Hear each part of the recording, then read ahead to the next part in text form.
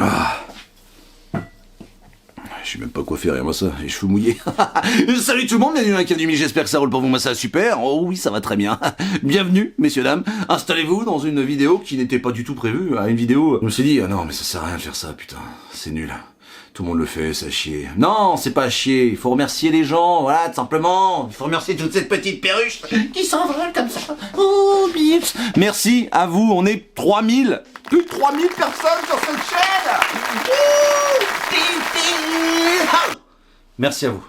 Merci infiniment, donc cette vidéo est là pour vous remercier, tout simplement, pour vous lancer des fleurs et vous expliquer un petit peu où on va, d'où on vient, qu'est-ce qui est amélioré et compagnie. Et après, j'ai eu moult messages qui m'ont dit: s'il te plaît, Mills, est-ce que tu pourrais, dans l'éventualité de la possibilité du temps qu'il te reste, nous faire une vidéo achat? Arrête avec ça! J'ai pas envie de faire de vidéo achat, lâche-moi la grappe, putain, mais sauf que vous êtes tellement gentils, putain, 3000, vous êtes fous, que je me suis dit, allez, nom de Dieu, on va le faire, mais on va pas le faire comme les autres.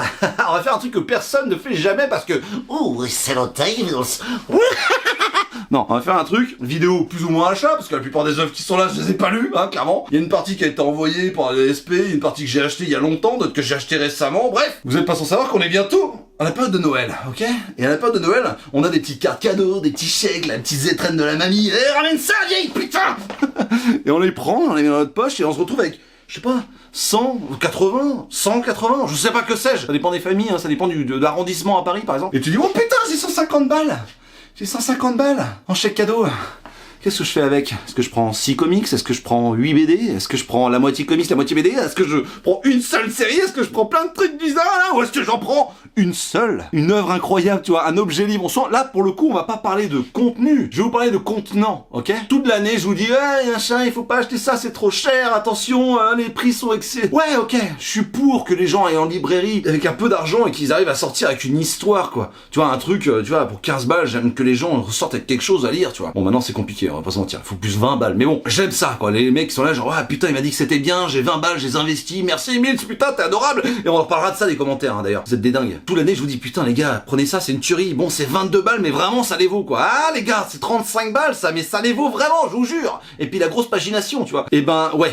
Là, je me suis dit, qu'à cela ne tienne, ça s'est jamais fait sur aucune chaîne. Les grosses œuvres de fils d'up qui sont hors de prix, voilà, qui sont hors de prix. Moi, je suis le genre de mec, en fin d'année, parce que toute l'année, je reçois des SP, et j'en achète, des comics, c'est-à-dire que, ça c'est une légende, il faut oublier, c'est-à-dire que tu reçois des trucs, mais t'achètes toujours autant de trucs, et d'ailleurs c'est un vrai problème, vous pourrez en parler avec ma femme quand vous voulez, mais il y a un vrai problème. Là, ce n'est que la partie visible, parce qu'il y a une partie immergée, qui est immense chez moi, tu vois. J'ai 2 bibliothèques, mais je pourrais largement en mettre 3 ou 4. Je commence à faire des doubles rayons, frère, je commence à mettre des BD sur des, en profondeur, je n'ai pas le choix, en fait, si tu veux.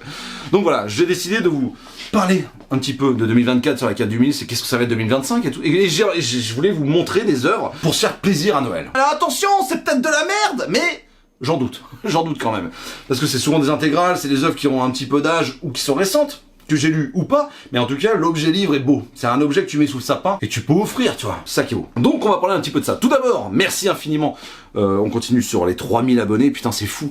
Une chaîne comme la mienne qui parle de comics indépendants et de BD indépendantes, c'est... Je pense, vous vous rendez pas compte, c'est un peu inespéré. Il y a plusieurs youtubeurs qui m'ont dit, je dis, c'est vrai que moi, par rapport à vous, c'est vrai que tu vois, je monte un petit peu moins vite, quoi. Donc, il y a peut-être une raison, peut-être que c'est parce que je crie tout le temps, mon pote, et que ça casse un peu les couilles de tout le monde. D'ailleurs, il y en a plein qui s'en branlent des œuvres que je présente. Ils veulent juste me voir faire. et je commence à me faire peur. En regardant dans la caméra qui est juste à côté de vous. Mais ouais, ça me va très bien. Ça me va très bien. Une petite chaîne comme ça, qui parle de comics indépendants, c'est inespéré. Et les vidéos, elles font plus de 1000 vues, là, pratiquement, la plupart du temps. En plus, moi, je m'en branle des chiffres quelque part. Mais je fais des vidéos pour que ce soit vu. Parce que, vous êtes pas sans savoir que j'ai pas de Tipeee. Je touche pas d'argent avec la publicité, j'ai pas de trucs rémunérés avec des éditeurs ou autres. Voilà, les SP, il y a pas d'argent non plus, parce que ça c'est encore un mythe, mais il y a pas d'argent qui est amené avec les SP et compagnie. Donc moi je m'en fous un peu des vues, mais pas tant que ça, voilà, pas tant que ça. C'est pour ça que je fais une vidéo pour les 3000, parce que c'est symbolique, 3000. Tu mets 3000 personnes dans un chiotte, t'imagines le kilo de merde que ça peut faire. Enfin bref, peu importe, t'imagines comme tu veux, tu vois, 3000 perruches, le bordel mon pote, c'est un merdier quoi. Je trouve ça génial. En plus de ça, la DA, parce qu'il y a une DA maintenant dans la carte du Mills, vous le savez, et bientôt peut-être les t-shirts. bref, on en parlera au moment voulu. On balance pas de sel ici. On sait, je le sais, je vois certains youtubeurs qui arrêtent pas de cracher sur un éditeur, sur un artiste et compagnie. Je le vois bien que ça marche, c'est des vidéos qui marchent, avec des titres putaclic ou pas, mais ça marche. Des gens qui crachent non-stop sur un éditeur par principe. Et ils pourraient inventer le vaccin contre le cancer, que ce serait toujours de la merde. Moi, c'est pas mon délire du tout, quoi. Moi, quand le titre est mauvais, que ce soit envoyé ou pas, j'envoie un message à l'éditeur, un mail en disant c'était vraiment de la merde ça.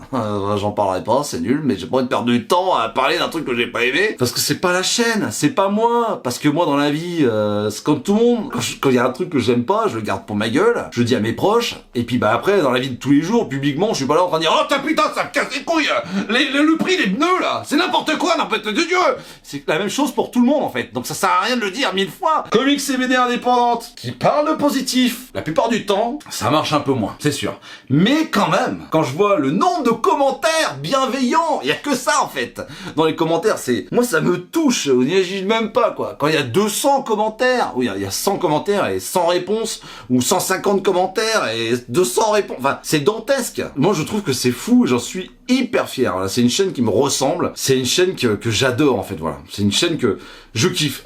J'ai passé le cap de j'ai cool, je vais faire une vidéo, ça va me faire plaisir, tu vois. Maintenant, c'est plus le cap du putain, j'ai pas fait de vidéo avec Mills, ça fait chier parce que ça me manque quoi. Quand ça me manquait quoi. Il y a un vrai truc de le dimanche soir je regarde les messages, je réponds à certains, le lundi après sur ma pause de midi je réponds à tout le monde. Ça met vraiment, mais en fait c'est comme si je continuais l'expérience, c'est-à-dire que le samedi la vidéo sort, dans la semaine je l'ai montée et tout, le samedi la vidéo sort, dimanche je lis les messages et puis dans la semaine je réponds quoi. Putain mais ça c'est génial, c'est une expérience incroyable et c'est pour ça que YouTube c'est cool pour ça quoi. Même si on le sait tous. Quand tu ne mets pas de réclame sur tes vidéos, comme moi, il n'y a pas de publicité, je le répète encore, mais c'est vrai, il faut s'en prendre conscience. D'ailleurs, le commis des comics, il en avait parlé une fois, mais la thune qu'il aurait gagnée s'il avait mis de la pub dans ses vidéos, c'est de la folie, hein. C'est de la folie.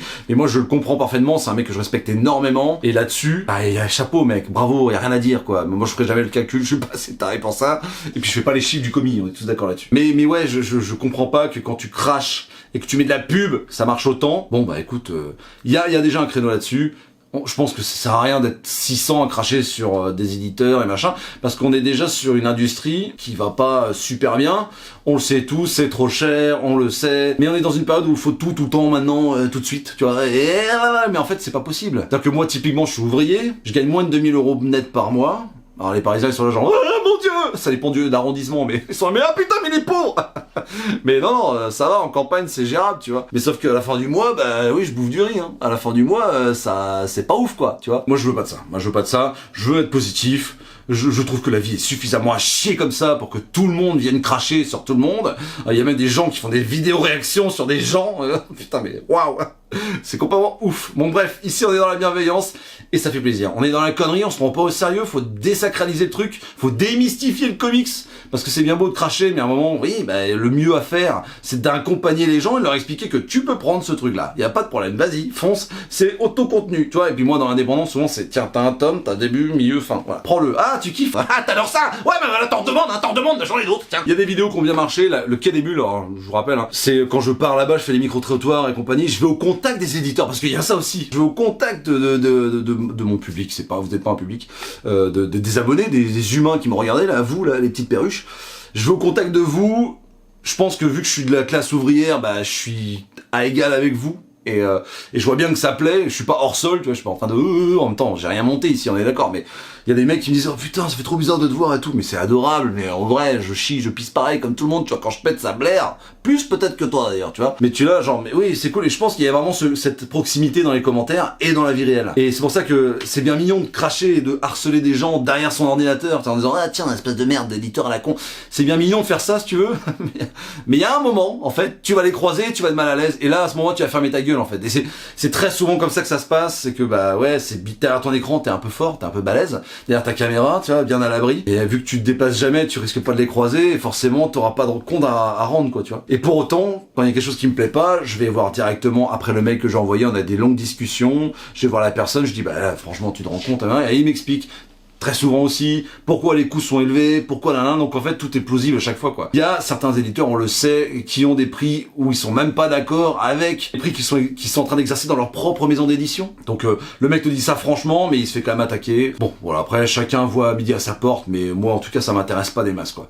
Les vidéos, je vois bien que ce qui vous intéresse vous, c'est les vidéos où il y a plein d'œuvres qui sont présentées en même temps, tu vois, ou un focus sur quelque chose. Et moi je prends plaisir à en parler quoi. Je prends plaisir à lire énormément de BD. Là pour la vidéo que je vais faire fin d'année de 2024, ou la rétrospective de 2024, j'ai lu à peu près une BD ou un comics, et ça dépend de la taille, mais c'est une moyenne, hein, tous les 3 jours. Pour vous dire que c'était quand même tendu d'en choisir 15. C'est pour ça que cette vidéo n'était pas prévue à la base, on est d'accord, hein, c'est que à la base, je vais tout simplement lâcher moi la grappe, c'est-à-dire que j'ai beaucoup de choses à faire, j'ai ma liste qui est juste ici, regarde. Je vais pas vous la montrer, mais allez. Je vous remercie pour les échanges qu'on a, je vous remercie de vous abonner, de vous commenter, liker en masse, c'est adorable, ça fait vraiment plaisir, je suis hyper content de cette chaîne, je suis hyper content de la bienveillance qu'il y a dans les commentaires. On n'a pas la langue dans notre poche, je me suis fait souvent un petit peu bousculer, et souvent quand on discute avec la personne, tu te rends bien compte que ouais, il était un petit peu maladroit au début, puis au final t'en deviens pote, puis bah ça m'étonnerait même pas qu'un jour on aille boire une bière ensemble quoi. Donc c'est plutôt cool, c'est une chaîne que j'espère durera dans le temps, beaucoup de choses à faire, hein. La sortie de l'album cette année en 2024 de mon groupe, j'ai Team Up avec Chris, Beaumasque et compagnie qui a été créé, il y a la Brasserie Geek qui continue, il y a la famille, il y a les travaux, il y a le travail, il y a... Mais j'arrive à tenir plus ou moins le cap. Voilà, il y a eu des trous de temps en temps, mais j'arrive à tenir le cap. C'est quelque chose que, voilà, comme je vous dis, c'est quelque chose que j'ai maintenant pratiquement besoin et qui me fait énormément de bien. À entretenir, en fait, simplement. Et je vous remercierai jamais assez pour ça, parce que franchement, il y a des fois où, dans la vie, t'en as plein le cul, et quand t'arrives sur cet petit univers de la cave du Mills là, quand je vois toute la bonhomie qu'il y a, la bonne humeur, et il y a des gens, je vous dis, ils en ont rien à foutre des BD, ils sont juste là pour voir le Mills faire le débile, bah ça me va aussi. Il y a plein de commentaires qui me disent putain, ça m'a fait rire, j'en ai besoin, ça m'a fait du bien, putain, le matin au petit déj j'ai craché mon café, enfin... Je suis en train de regarder, la dernière fois c'était quoi? Je suis en train de regarder la vidéo dans le lit, à côté de ma femme, et elle me dit mais qui c'est ce taré?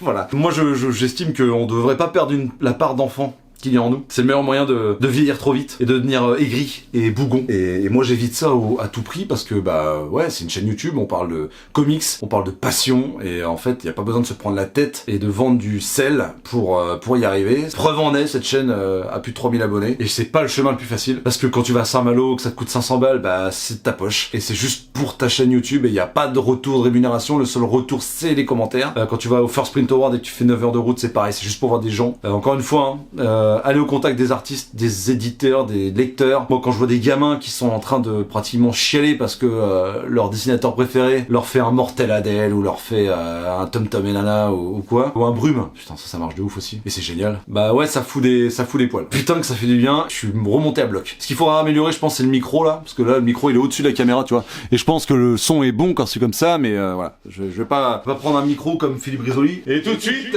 Philippe.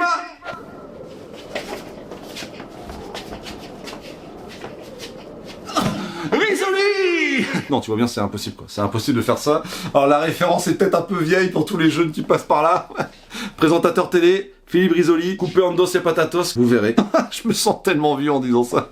Mais ouais, ce serait bien de prendre un petit micro trottoir, un petit micro cravate, tant que le son soit homogène. Et puis la luminosité, j'aimerais bien faire avoir des backlights qui ont un peu de gueule et tout, voilà, encore investir. Parce que vraiment, je tiens à cette chaîne et j'ai envie de lui donner la chance d'être visible pour partager au maximum notre passion de la BD et du comics. En parlant de ça, est-ce qu'on n'irait pas immédiatement sur les grosses œuvres de fils de qui sont tarés? Alors j'ai commencé du moins cher au plus cher. On va voir ça. On est parti, mon kiki. On va essayer de faire ça rapidement parce qu'il y en a un paquet. J'ai un peu pété un doigt, on est d'accord. On commence par les petites bourses. Une bourse moyenne, hein. 20 € pour ce coffret Sherlock Holmes, dans la tête de Sherlock Holmes, dessiné par Benoît Dahan, qui a fait Psycho Investigateur, on en avait parlé. Et c'est un véritable coup de cœur artistique du crayonné de ce gars-là est incroyable. Ce mec est une énorme crème. Et je le vois toujours dans les salons en train de dédicacer dans la tête de Sherlock Holmes parce que ce gars-là a une mise en scène incroyable et un coup de crayon tout à fait somptueux, magique, magnifique. Ankama me l'a envoyé ça. Donc ça c'est un coffret qui regroupe le tome 1 qui est là, que je vais sortir sans tout péter, qui regroupe le tome 1 et en plus de ça, donc tu peux après prendre le coffret et mettre le tome 2 juste à côté. C'est une histoire en 2 tomes, c'est magnifique, regardez-moi ça comme c'est beau. Moi je l'ai déjà lu, je l'ai déjà lu. À l'époque un mec qui s'appelait Kiki me l'avait prêté, j'en avais parlé dans la cave du Mills. Du coup je les avais jamais eu dans ma bibliothèque, donc j'ai le tome 1 maintenant, donc ça c'est plutôt cool. C'est une histoire d'enquête à la Sherlock Holmes, vraiment hyper bien foutu. C'est scénarisé par Cyril Liéron et c'est vraiment un duo, Liéron et Dahan. C'est un duo qui a tout explosé et qui sont arrivés très haut dans les sphères de Sherlock Holmes, qui est une licence bien bien particulière que j'aime énormément. Voilà, tout simplement. Puis regardez-moi ce travail. C'est dégueulasse, on est d'accord. Sherlock Holmes chez Ankama, la particularité de ce coffret, c'est que tu as, en plus d'avoir bah du coup ce petit coffret un peu stylé, où tu pourras mettre le deuxième tome, bah tu as, comment on appelle ça, un escape game unlock. T'as un petit jeu qui vient s'intégrer là-dedans, là. Voilà, tac. Donc t'as le coffret avec le jeu plus la BD, et ça c'est plutôt cool comme idée cadeau, je trouve, à moindre coût. Si vous aimez, je vous en parlais tout de suite, si vous aimez les jeux et la BD en même temps, sachez que Greux Games, et j'embrasse très fort Flo de Greux Games, qui est une société de jeux de société magnifiques, qui sont abonnés, les jeux sont incroyables, voilà. C'est pour toutes les personnes qui ont déjà joué à Nidavellir, et ben écoutez, il a été adapté dans l'univers des nains. L'univers des nains, c'est un univers qui est sorti chez Soleil, alors je sais pas si on voit ça, ouais voilà. Greux Game juste ici et Soleil là, voilà. L'univers des nains, donc c'est un gros jeu de plateau. Je pense que j'en ferai une vidéo complètement dédiée parce que grâce à toutes ces relations, j'ai réussi à choper les 2 premiers tomes des nains. Donc je vais lire ça, parler et dire ce que je pense de l'univers et après je vous parlerai du jeu de société. Voilà, nain. Et ça c'est quand même apparemment assez énervé comme jeu de société. Faut quand même être assez bon, enfin un joueur régulier, chose que je ne suis pas du tout, voilà. Mais en tout cas, Greux Games font des super jeux et je pense que c'est pareil hein, pour Noël, ils peuvent proposer des jeux de fou là. Je crois qu'il y a les 2 derniers qui sont sortis ici là. Regardez-moi ces petits jeux là, comme ils sont hyper stylés. Franchement, c'est hyper beau, c'est hyper bien foutu, c'est tout le temps hyper bien illustré. Alors, on continue. 404, vous connaissez, on monte un petit peu en gamme. On est sur du 26,50€, c'est ça, l'une des meilleures œuvres de l'année. Mais je vous en parlerai évidemment dans la vidéo rétrospective de 2024. C'est magnifique, une œuvre qui m'a touché par 3 fois. J'ai dû faire 3 lectures pour passer par 3 états différents. 404 Graphics, c'est quand même un éditeur qui réussit à te proposer, comme le label 619 chez Rue de Sèvres, des œuvres magnifiques à moindre coût. On va pas se mentir que là-dessus, c'est quand même cool. Mais là, on est en train de s'écarter du du but même de la vidéo, qui est de claquer sa grosse tunasse. Voilà. Rue de Sèvres, l'intégrale de Les Châteaux des Étoiles, 1869, la conquête de l'espace. Entre Jules Verne et Miyazaki, Alice vous convie à un voyage extraordinaire jusqu'aux confins de notre système solaire en plein 19e siècle. Des châteaux de Bavière jusqu'à l'orbite lunaire, récits historiques et science-fiction se mêlent dans ce classique moderne de la croisée des genres. Pareil, celui-là j'ai déjà lu, 30€. Les dessins me sont revenus, l'histoire aussi, cette histoire avec, je crois que c'est avec l'éther qui a été découvert plus tôt. C'est incroyable. Si vous aimez Dustin Nguyen, si vous aimez voilà le côté pastel, un petit peu poétique et tout, enfin vraiment c'est magnifique. Tu peux aller d'un château ancré au flanc d'une montagne jusqu'à la conquête spatiale, grâce à une technologie avancée. Pour tous les gros amoureux de la science-fiction, cette intégrale est magnifique. Regardez-moi ce travail, il est vraiment magnifique ce travail. Le travail d'édition est magnifique. Là on parle des objets livres, on est tous d'accord hein. Et bah moi je vous le dis, 30 balles pour ça c'est loin d'être déconnant, parce que c'est magnifique. C'est un très très grand format, c'est vraiment immense. Le château des étoiles. Ensuite, bon, là c'est pareil, Rue de Sèvres, 39€. Alors c'est pour tous les fans comme moi, parce que je suis en train de les relire en ce moment avec mon fils, tous les gros fans de Zep. C'est pour t'expliquer un petit peu que ce gars-là, c'est pas uniquement Titeuf. Depuis une dizaine d'années, Zep explore en parallèle de Titeuf d'autres pans de son œuvre et creuse un nouveau sillon graphique plus réaliste et mature. Pourquoi et comment aborder un tel virage artistique sans se trahir? Au fil de conversations avec Romain Brett, je pense, il retrace son parcours d'auteur, son rapport au dessin et à la bande dessinée, sa grande passion. Moi je suis un gros fan de Titeuf, je vous le dis, hein, c'est une BD qui m'a beaucoup plu à l'époque. Elle passe même pas dans ma bibliothèque. C'est un truc de fou, ça coûte 39€, je vous l'ai dit. Zep. On va tout simplement retracer le talent de ce gars-là, qui est loin de faire que du gros nez entre parenthèses ou de la ligne claire, appelez ça comme vous voulez, parce que ce gars-là a un talent de fou. Et au travers de d'un question-réponse, tu vas avoir voilà l'entretien avec Zep. Pourquoi il a voulu aller ailleurs, quelle était son envie à la base, pourquoi il a fait ça. Et regardez-moi ça comme c'est magnifique quoi. Je trouve qu'il a un talent, une sensibilité qui est assez folle. Et en fait, voilà. On va te parler de tout, on va te parler de l'âge, de la vie qui passe, de la musique, parce que c'est un gros fan de musique. Les représentations et tout, c'est magnifique.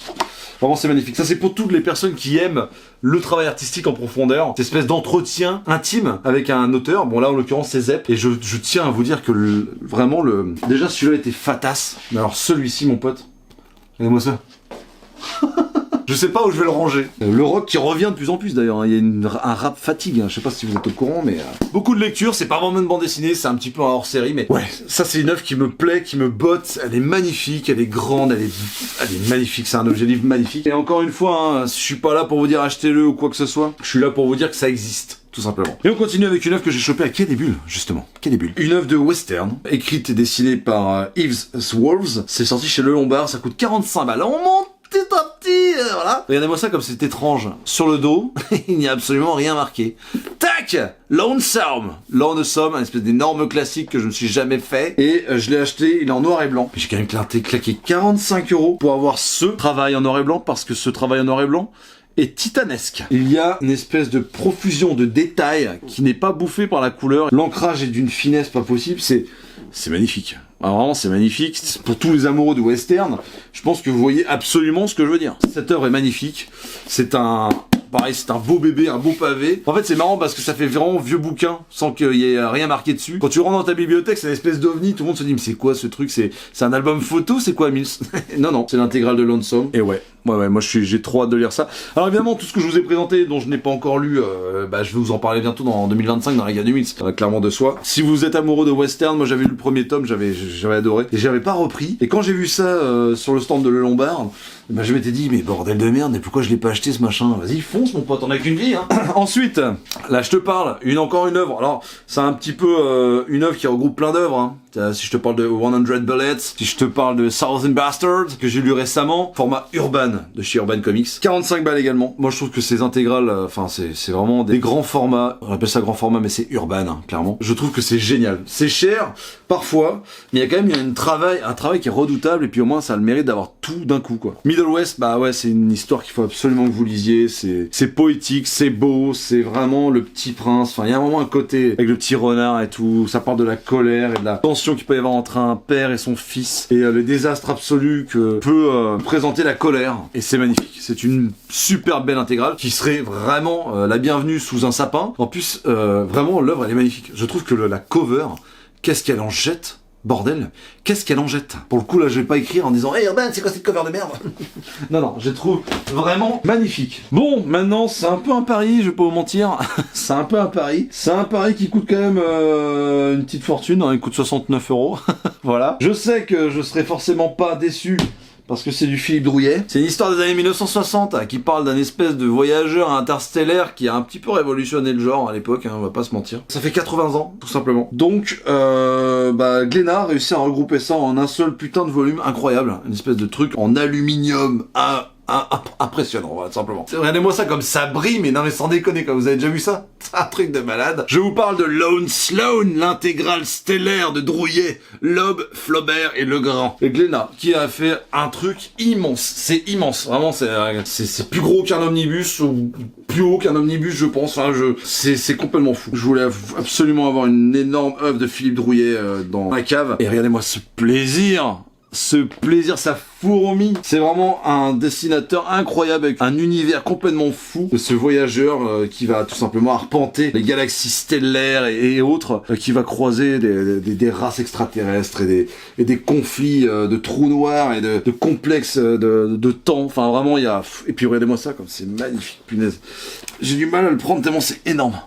Ah c'est vraiment immense, hein. C'est un truc de ouf. Franchement c'est un truc de ouf. C'est un énorme paveton de malade. Et ça c'est typiquement là on commence vraiment typiquement à arriver dans la connerie. Là on est vraiment dans des œuvres débiles. Des œuvres tu te dis mais pourquoi t'as acheté ça? Tu vas jamais pouvoir le ranger nulle part. Puis même à lire c'est n'importe quoi, c'est beaucoup trop gros. Oui je sais mais voilà. En fait c'est un peu pareil, c'est comme dans la musique extrême. J'en parlais avec un pote il y a pas longtemps, mais effectivement c'est un peu ça, hein. Quand t'aimes bien le stoner, bon bah tu écoutes du stoner. Et au final tu pars un petit peu sur du doom. Et tu finis sur une espèce d'énorme truc sombre qui ressemble plus à du black metal qu'autre chose. Mais en fait, plus t'en as, plus tu vas au fond du bordel, quoi. Et c'est génial. Et c'est exactement pareil dans les BD, dans les comics. C'est-à-dire que tu t'intéresses à ce qui se fait actuellement, puis d'un coup t'aimes ça, donc tu vas chercher d'où ça vient, l'origine. Et quand t'arrives sur l'origine, putain, tu te rends compte que les œuvres d'origine, elles coûtent une blinde. Donc du coup, quand t'as Glénat qui te sort un énorme, magnifique, vraiment un magnifique objet livre comme celui-ci, tu peux pas le louper, quoi. Tu peux pas le louper. Tout simplement. Donc Lone Sloan, l'intégrale stellaire de Drouillet. Évidemment que j'en parlerai dans la cave du Mills en 2025. Et évidemment, je serai obligé de vous en parler, mais c'est magnifique. Moi, j'adore le dessin. C'est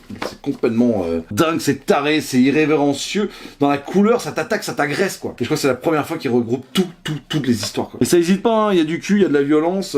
Ça parle des croyances, des religions. Ça parle c'est ésotérique. Enfin, il y a vraiment, voilà, c'est un délire. Pour vraiment toutes les personnes qui aiment la science-fiction d'un point de vue très très large, voilà, très très large, ça existe et faut pas hésiter. On continue, ma petite perruche. Alors là, effectivement, c'est pareil. On est dans du western, ok? On est ça regroupe du tome 1 au tome 7. c'est pas la fin de la série, t'as pas toute l'histoire là-dedans, parce qu'après ça part chez un autre éditeur, de ce que mon libraire m'a dit. J'ai claqué ça 70 €. Voilà. Alors attention, je te parle de ces œuvres-là que j'ai achetées dans l'année. Hein, j'ai pas tout acheté en même temps. Tu te dis bien que ça peut être possible, ou alors sinon, je suis célibataire, tout simplement. C'est sorti en 2023, cette intégrale est magnifique. 424 pages, c'est Alejandro Jodorowsky et Book Bouncer, les humanoïdes associés. 70 balles le bébé quand même. Mais alors, oui, regardez-moi cette œuvre comme elle est belle. Regardez-moi, c'est décent déjà.